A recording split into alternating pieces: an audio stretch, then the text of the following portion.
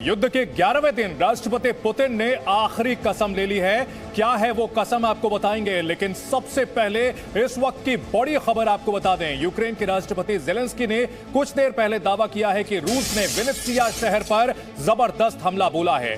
Vinnytsia airport पर 8 मिसाइलें दागी हैं। ज़ेलेंस्की के मुताबिक हमले की वजह से एयरपोर्ट पूरी तरह तबाह हो गया है। ज़ेलेंस्की ने फिर दुनिया से अपील की है कि पश्चिमी देश यूक्रेन को और फाइटर प्लेन मुहैया कराएं ताकि वो रूस का मुकाबला कर सकें। ज़ेलेंस्की बार बार दुनिया से क्यों मदद मांग रहे हैं, क्यों वो रोज वीडियो मैसेज करके यूरोपीय देशों के जमीर को झकझोर रहे हैं? दरअसल इसके पीछे एक बड़ी वजह है जिसके बारे में हम आपको विस्तार से बताएंगे। राष्ट्रपति पुतिन ने आज सौगंध ले ली है। क्या है वो सौगंध, किसका वजूद मिटाना चाहते हैं पुतिन? इस रिपोर्ट को देखिए, पूरी कहानी आपको समझ में आ जाएगी।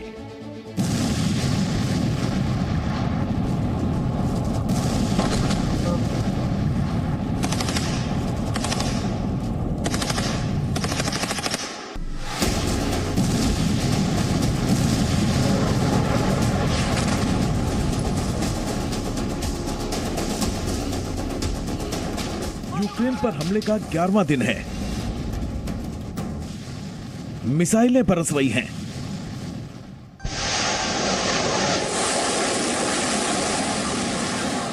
बम गिर रहे हैं। रॉकेट हमले हो रहे हैं।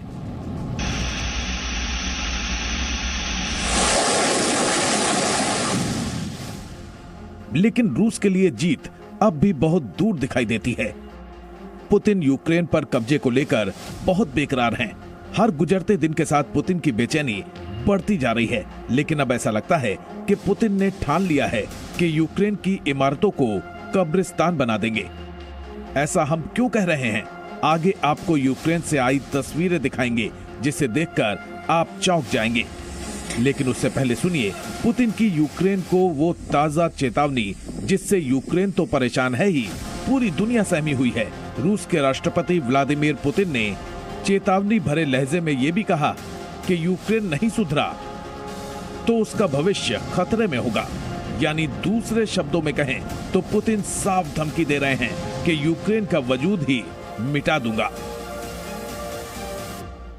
Дальше они будут продолжать делать то, что они делают. Я уже тоже об этом говорил. Они ставят вообще под вопрос будущность украинской государственности.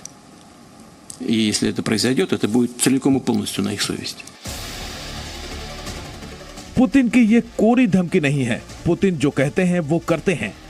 यकीन न हो तो यूक्रेन से आई इन तस्वीरों पर नजर डालिए। ये यूक्रेन का शास्तिया शहर है। इस शहर का हाल देखिए। ऐसा लग रहा है जैसे गृह युद्ध से तबाह सीरिया हो। रूस का दावा है कि उसने शास्तिया शहर पर कब्जा कर लिया है।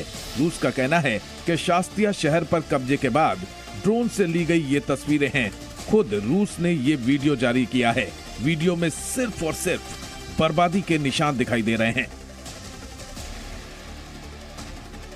रूस ने एक और वीडियो जारी कर खेरसोन पर कब्जे का दावा किया है। रूस ने खेरसोन में यूक्रेन के सैन्य अड्डे पर कब्जे का दावा किया है। रूस के रक्षा मंत्रालय के मुताबिक उसने खेरसोन शहर के बाहरी इलाके में यूक्रेन के मिलिट्री बेस पर पूरी तरह नियंत्रण कर लिया है। रूसी रक्षा मंत्रालय के जारी किए गए वीडियो में रूसी सैनिक यूक्रेन मिलिट्री बेस पर कब्जा करते दिख रहे हैं। रूसी सैनिकों ने यूक्रेन के टैंक, मिसाइल और हथियारों को अपने कब्जे में लिया है। क्यों पुतिन कह रहे हैं कि यूक्रेन का वजूद मिटा दूंगा, इसका एक और सबूत देखिए। यूक्रेन के इरपिन शहर में रूस ने हमला किया। गोलाबारी के बाद रिहायशी इलाकों में आग लग गई। लोग अपनी अपनी जान बचाने के लिए घर बार छोड़कर भागने लगे।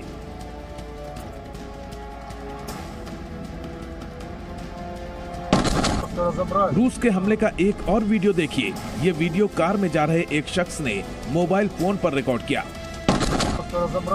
राजधानी कीव के बाहरी इलाके बवारिया में ये धमाका हुआ। चलती कार से ब्लास्ट का वीडियो रिकॉर्ड हो गया। यूक्रेन के होस्टोमेल में रिहायशी इलाके में भी रूस ने हमला किया। हवाई हमले में कई घर तबाह हो गए। खार्किव शहर का हाल तो किसी से छिपा नहीं है।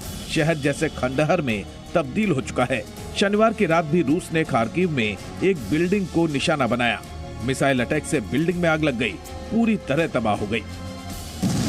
क्रामाटोर्स्क शहर में भी रूस ने मिसाइल से बड़ा हमला किया। हमले के बाद कई किलोमीटर तक धमाके की गूंज सुनाई दी। यूक्रेन की बर्बादी की तस्वीर पूरी दुनिया देख रही है। अब तो यूक्रेन के राष्ट्रपति जेलेंस्की भी हिम्मत हार रहे हैं। उन्होंने यहाँ तक कह दिया है कि दुनिया उन्हें आखिरी बार देख रही है। अमेरिकी सांसदों के साथ निजी कॉल पर बातचीत के दौरान जेलेंस्की ने कहा, शायद आखिरी बार आप मुझे जिंदा देख रहे हैं। इस बयान के बाद जेलेंस्की ने एक और बयान जारी कर रूस के नागरिकों से अपील की कि वो अपने राष्ट्रपति पुतिन से युद्ध रोकने को कहें। Вони готуються бомбардувати Одесу. Одесу. Росіяни завжди приїжджали в Одесу. Завжди відчували в Одесі тільки тепло, тільки щирість. А що тепер? Бомби проти Одеси. Артилерія проти Одеси, ракети проти Одеси. Це буде воєнний злочин. Це буде історичний злочин. लेकिन पुतिन पर इन अपील और बातों का कोई असर नहीं पड़ा है। उन्होंने तो रविवार को एक धमकी दे डाली।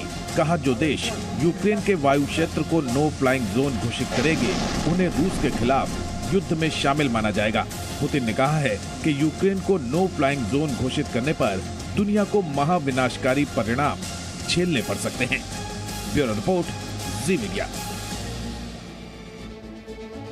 अब आपको बताते हैं कि युद्ध के 11वें दिन रूस ने यूक्रेन के किन किन शहरों पर कब्जे का दावा किया है और कहां कहां हमले जारी हैं। सबसे पहले बात करें अगर शास्तिया की, तो रूस ने शास्तिया पर कब्जे का दावा किया है। वहीं खार्किव की अगर बात की जाए तो रूस ने यहां भी कब्जे का दावा किया है कि खार्किव उसके कब्जे में आ चुका है। इसके अलावा खेरसोन की अगर बात की जाए तो रूस ने खेरसोन पर भी कब्जे का दावा किया है। चेर्नोहाइव, रूस ने यहां भी कब्जे का दावा किया है। वहीं काखोवका शहर पर भी रूस ने कब्जे का दावा किया है। वहीं राजधानी कीव को लेकर कब्जे की कोशिशें जारी हैं। वहीं इरपिन शहर पर भी भीषण बमबारी कर रहा है रूस। वहीं मिकोलेव शहर को पहले रूस ने कब्जा कर लिया था, लेकिन यूक्रेन का दावा है कि शहर को कब्जे से छुड़ा लिया गया है। वहीं मरियुपोल में कुछ घंटों के सीज फायर के बाद रूस ने फिर से हमले शुरू कर दिए हैं। वहीं वोल्लोवाखा शहर पर भी सीज फायर के बाद हमले जारी हैं। तो ये वो शहर हैं जिनके ऊपर रूस ने कब्जे का दावा किया हुआ है।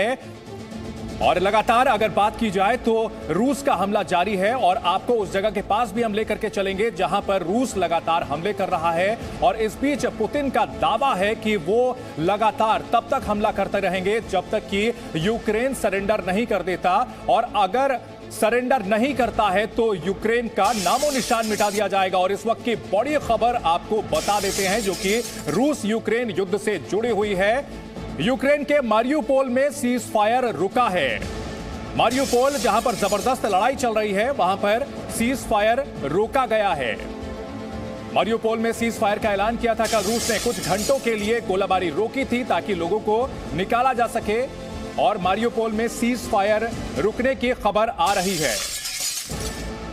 रूस और यूक्रेन के बीच घमासान जारी है और मारियुपोल से इस वक्त की बड़ी खबर आ रही है कि यहां सीज फायर रुका है। लोगों को ना निकालने के लिए यूक्रेन जिम्मेदार है, रूस ने आरोप लगाया है। रूस का यह आरोप है कि यूक्रेन इस सीज फायर का इस्तेमाल अपने फायदे के लिए कर रहा है और रूस ने गोलाबारी रोकी है, लेकिन मारियुपोल में से लोगों को ना निकालने के लिए यूक्रेन जिम्मेदार है।